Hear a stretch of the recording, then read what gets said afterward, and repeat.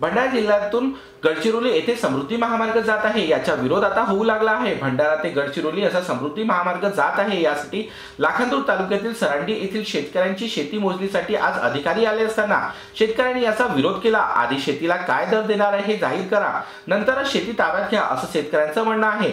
आधीच मुख्यमंत्री यांना निवेदन देऊन समृद्धी महामार्गाचा विरोध शेतकऱ्यांनी केला होता, तरी देखील प्रशासन बळजबरीने शेतीचा मोजमाप करत असेल तर कायदा सुव्यवस्था बिघडू शकते। शेतकऱ्यांचे उदरनिर्वाह करणारी शेतीच महामार्गात गेली तर शेतकऱ्यांनी जगायचं कसं, अशा प्रश्न आता शेतकरी विचारत आहेत। आम्ही सर्व शेतकरी जे आहेत ते सरांडी बुजुर्ग आणि राजनीचे शेतकरी आहेत।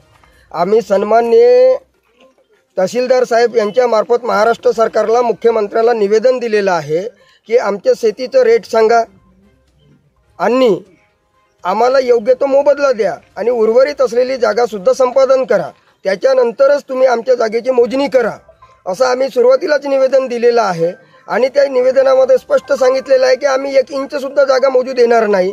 त्या निवेदनामध्ये सन्माननीय मुख्यमंत्र्याची सुद्धा आम्ही तारीख आणि वेळ मागितलेली आहे की आम्हाला रेट का मिळत नाही, म्हणजे कोणता रेट मिळणार आहे याच्याबद्दल सरकारनं आम्हाला कसल्याही प्रकारची माहिती न देता आपले महाराष्ट्र सरकारचे अधिकारी आमच्या शेतामध्ये शेतीची मोजणी करायसाठी पाठवलेलं आहे।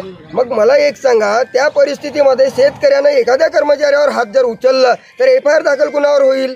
शेतकऱ्यावरच होईल ना। मग शेतकरी देशोधडीला जात असताना सरकार झोपला आहे का? शेतकऱ्यांच्या निवेदनाचा विचार करत नाही तर हा आमचा प्रश्न महाराष्ट्र सरकारला केंद्र सरकारला आहे। आणि जर सरकारमध्ये ही धमक नसेल तर तुरंत मध्ये 36 दिवसासाठी मला मुख्यमंत्री बनवा।